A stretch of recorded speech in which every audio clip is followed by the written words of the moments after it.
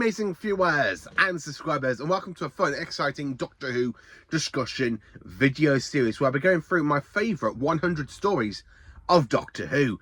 So, this is a series it's going to be for the next couple of weeks. I'm hoping to be done by April, maybe a bit longer than April. Because this video series, when I first started writing it, it was me telling you how I rank every single story of Doctor Who. And then when I realised how many stories there were, and when you're in the middle of doing that list and stories kind of swapped and changed places, and it's just like, no, I enjoyed that story more, no, I enjoyed this story more, it's a lot difficult. So to do my 100 favourite Doctor Who stories, I think it's more easier, because when you've got a TV show like Doctor Who that has over 200 stories and 894 episodes, you are going to be in your element. So to go through my favourite 100 stories of Doctor Who, I think it's going to be more of a challenge, because some episodes in this list might upset a lot of you, because your favourite story might be my 100th favourite, or it might be in my 80s for me, or the 70s or the 60s or the 50s, in that category, where this is my opinion and my opinion alone. So I hope you enjoyed this video, and join me next week for part 2. So part 1 is basically going to be from going from 100th place down to 90 place for this fantastic video series. So are you sitting comfortably? Good, so let's get into it. So diving into 100th place for me, and it is The Claws of Axos. Yes, this is a great Jon Pertwee story from season 8. I love the Pertwee era. A lot of his stories do make it into my top 100 stories for Doctor Who, and I absolutely love The Claws of Axos. I love the build up with the Doctor and the Master would have to work together to try and stop Axos. When the Doctor traps Axos inside a quantum time loop, where it's always experienced the same second over and over and over again, and of course the TARDIS does break itself free, which is absolutely brilliant. I love when you have the Axons when they're in the Bobby form, aka the Crinoids form, where you got them walking around that kind of fantastic powerless state, and they're literally there with Unit. That's just done so well, and I do quite enjoy the story. And the one that playing the kind of like Prime Minister type character, where he goes, "It is your head on the block, not mine." You know, that kind of character. I feel like I want to slap him. I do quite enjoy the American as well. He's actually quite good as well. So I do love this story.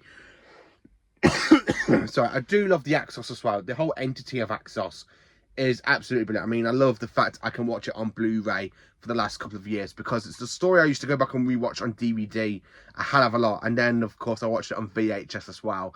Sometimes if I'm in the mood to watch Doctor Who story, I go through like the VHS, the DVD, and the Blu-ray. So I watch all 3 versions in the same day, and I kind of did that for Claws of Axos back in January. I watched it on VHS, the DVD, and then to Blu-ray, which was absolutely brilliant. So yeah, I do love The Claws of Axos. It's just such a great story.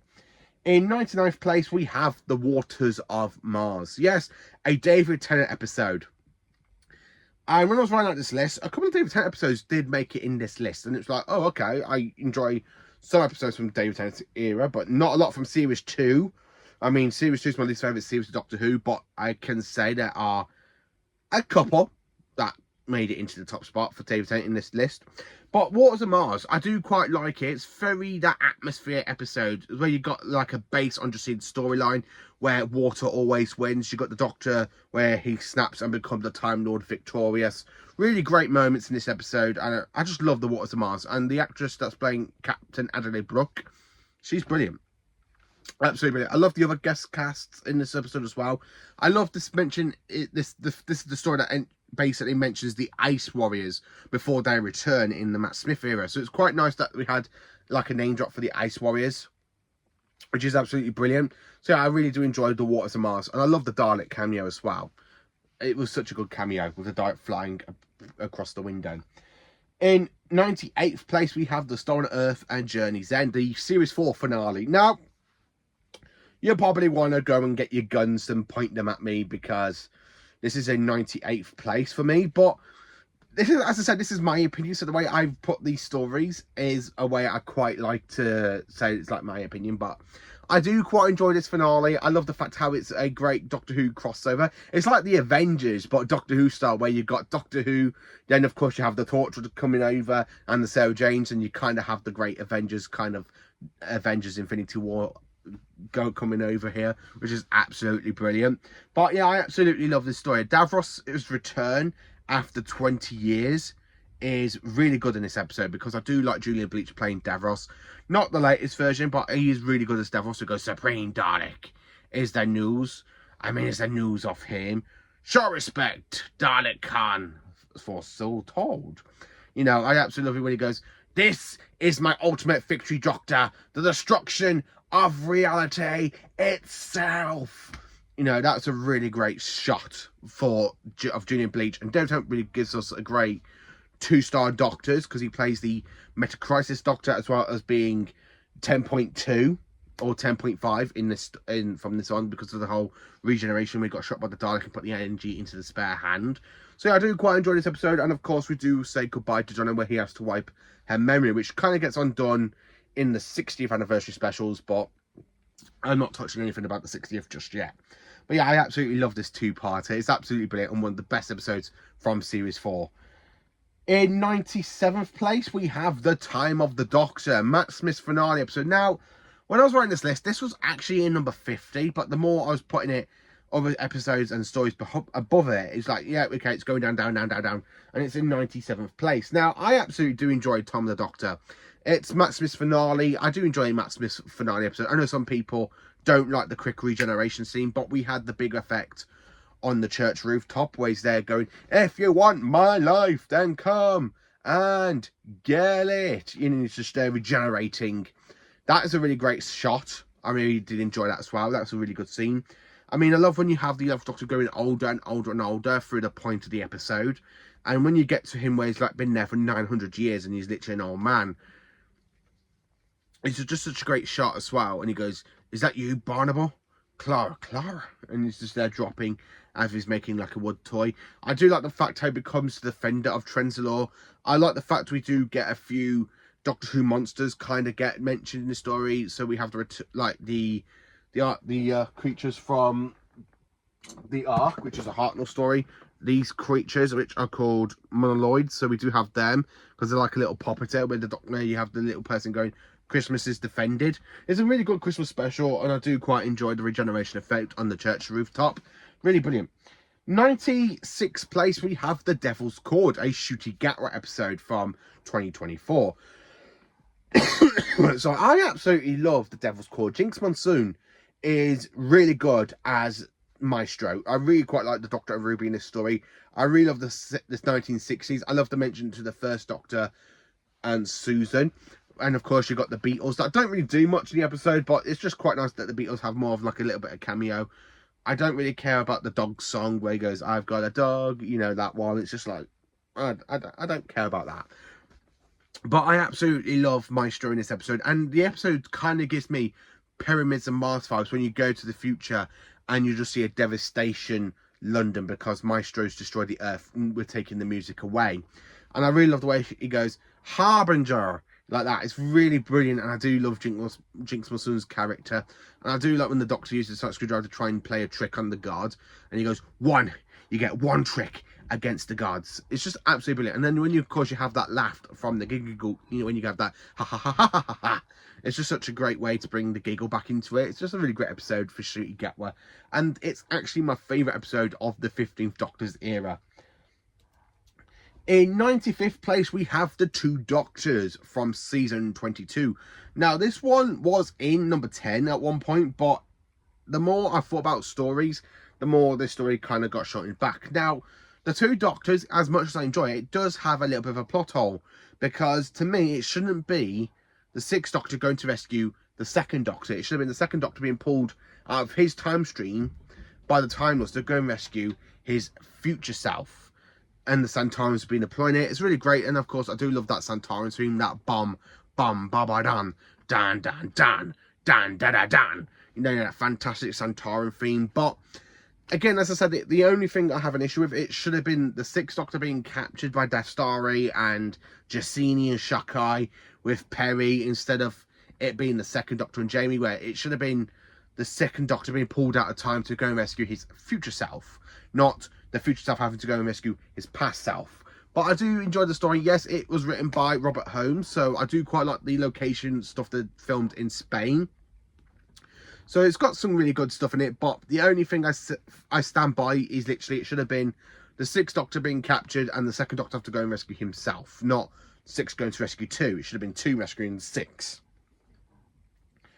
That's the way it should have been, in my opinion. But yeah, I do quite enjoy the story. In 94th place, we have Mind Warp. Yes, from Trial of a Time Lord. I do enjoy this story because of Brian Blessant. Faluni! You know, when you have him being King Locarnos. I absolutely do enjoy Mind Warp. And then, of course, when you have the return of Sil, Neil Shabam is absolutely great as Sil. And the fact he's returned for Big Finish over recent years before he passed is just absolutely brilliant. And I do love Sil. He really makes me laugh with that laugh. He goes, "Can I help you, my lord?" It's just absolutely brilliant. It's just so good. And I just absolutely love this story. Yes, we do kind of have a Peri death, which gets redone by the end of Trial of the Time Lords, but I just absolutely love it. And when you have that court scene with the Doctor at the end where he's there horrified, he goes, "You've killed Peri." And you have like the Crystal Dog going, "We had to act. Lies. The High Council has no right to order Peri's or anybody else's death. Please, Doctor." "No, I was pulled out of time for another reason, and I have every intention of finding out what it is." You know, I really love that cliffhanger to part 4, or aka part 8 of Mind Warp, because it's from Trial of the Time Lord. I just love the story, and I love how the Doctor kind of gets put into the machine and kind of goes a bit Fruity Loop, and King Locarnos wants to kill the Doctor. It's really great. I mean, Brian Blessant is absolutely brilliant. Feduna! You know, it's absolutely brilliant. I love Brian Blessant. In 93rd place, we have The Invasion of Time. So The Invasion of Time is the finale to season 15. And of course, it's the return of the Santarans. We do meet the Vardans as well. I quite like the updated versions of the Vardans, where they are more like new versions, where the old versions was literally like a little bit of tinsel floating around the TV in front of the camera. The new version is a lot better. I love the Santarans when they come through the end, and where the Doctor thinks he's saved Gallifrey from the Vardans, and then all of a sudden out pops the Santarans, and he goes, "Who is Doctor?" "The Doctor? No. I am the Lord President of Gallifrey." "Who is Doctor?"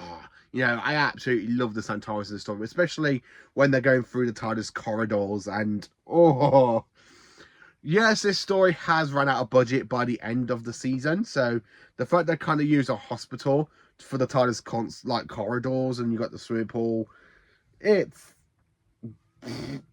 bad. Absolutely bad. But it's got some great stuff in it, especially when you got the Santarans, when they literally go through this garden, like the pool furniture, like the plastic chair where they put their foot through it. It's really brilliant, and I just love it. I just absolutely love the story. And Tom Baker really gives us a great performance as the 4th Doctor in this one. In 92nd place, we have a Jon Pertwee story, The Time Monster. Cronus, come! Yes, I do enjoy this story. I know some people not a fan of it, but it's got some great moments in it. I love the Master being back as Roger Delgado. I love that shot with the Doctor driving Bessie, and the Brigadier goes, "You're never going to catch up with me, Doctor," in that old thing. And the Brigadier's just there driving, and Bessie just goes in front of him. He's like... I absolutely love it. And then, of course, Sergeant Benton gets turned into a baby. And at the end, he just kind of appears at the end of the story, and he's literally naked. John Levine's really brilliant. I love John Levine. But I absolutely love this fantastic 6-part story. It's got some great moments in it. I love when the Master's there trying to pull people from illusions from the past. I like when you have the big humanoid face of Kronos. Of course, we do go to Atlantis in this story. Again, I really like the guest cast in this story. It's got a lot in this story that I really do enjoy. And I love that shot as well, where you kind of get where the Brigadier's kind of caught in the time loop, and he's there going like that, and he's there, and the Doctor just goes, move, both Brigadiers go back to his own speed. That's really good. I just absolutely love that. I do enjoy the Time Monster. In 91st place, we have Rose, the first episode of the revival, and it's Chris Eccleston's first story. This one is in 91st place because there are other episodes I enjoy, other stories I enjoy over this one, but this one still has a bit of a soft spot for me in my heart, because it's the story that brings back the Autons. You get to meet Rose. You don't meet the 9th Doctor straight away. So it's kind of like The Unearthly Child, where you don't see the Doctor straight away until halfway through the pilot episode, where he literally goes in the junkyard with Ian and Barbara. It's kind of gives me that type vibes, but I do like when the Ninth Doctor turns up and he grabs Rose's hand and he goes, run. And you've got the Autons in this one as well. I love the Autons, especially when they go to shoot Jackie. That bit like that. It's just really great. I really do enjoy Rose. And then, of course, in 90th place, we have The Power of the Doctor. Now, you were probably expecting this one to be a lot higher, but no. I mean, there's a couple of Jodie Whittaker episodes in this list, and this one is the first one. I enjoyed The Power of the Doctor. One, Sacha Dhawan's performance as the Master is really great. Two, Daleks and Simon are back, and of course they're working with the Master in this one. We have the return of the Cyber Masters and the Cyber Warriors. Yeah, we've also got the return of Tegan and Ace, and of course you've got the return of David Bradley as the first Doctor, Peter Davison as the fifth Doctor, Colin Baker's return to Doctor Who since 1993 for Dimension Time, and Sylvester McCoy since 1996, and Paul McGann as well. So it's quite nice to see the return of 4 of the classic Doctors. It would have been absolutely a godsend if we could have got Tom Baker in that scene as well as the Guardians of the Edge and not telling the Doctor to regenerate. Plus the surprising regeneration where Jodie regenerates into David Tennant's 14th Doctor, which again is absolutely brilliant, I have to admit. So that is my fantastic episodes from 100 to 90 favourite stories of Doctor Who. Now, join me next week for part 2, where I'll go through basically 89th place down to 80th place, and let me know your favourite episodes of Doctor Who, and if some of your episodes are in this part of the list, and I do 100% apologise because this is my opinion and my opinion alone, but there's just other stories over these 10 that I absolutely love. So join me for more awesome Doctor Who content and stay absolutely magnificent, every single one of you.